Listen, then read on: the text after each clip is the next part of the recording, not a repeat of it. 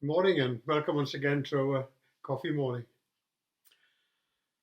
He was nearly 3.5 and he was standing his ground.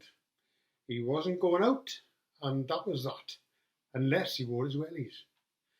There was no argument that could persuade him that wellies were not a good choice for playing in the sandpit, so he wore them, until they were so full of sand that he couldn't walk without the greatest discomfort.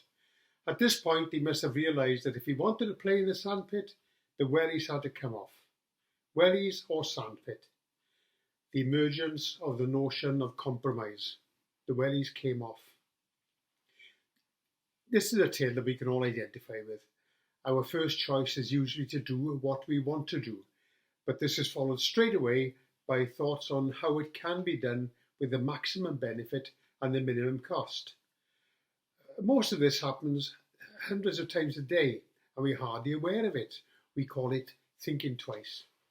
We weigh the immediate facility of lifting a dish from the oven against a trip to A&E to get the burnt hand fixed and use the oven glove, even though we can't find it because it's still in the dining room where we left it.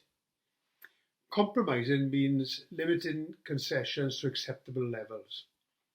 But just as importantly, it entails taking into account the needs and desires of others.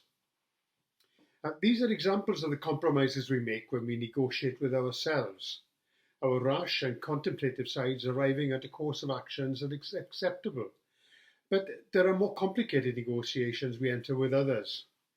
Our dealings with others often takes the pattern of negotiation in some form or another, simply because each of us has their own idea of how things should happen and how they should turn out. The usual outcome is that a compromise is reached and everyone is satisfied and life goes on. The best results of a negotiation is where everyone involved comes away feeling that their objectives have been reached and any compromise was worth it. Now, every salesman knows that the best sales negotiation ends with both parties content with the compromises made during the deal, not least because you would be confident then to deal again. This is, of course, as long as the deal is clear and honoured. We should never be afraid to negotiate for our best possible outcome. It's possible to stand your ground for what you feel is what you want. But don't forget that what suits you may not suit the other party, and the best way forward is to often to compromise, bearing in mind that the other party has to be satisfied too, or any outcome risks being a poor one and unstable. There are some outcomes that are not open to negotiation, however, and we can save ourselves a lot of heart searching by recognizing these for what they are.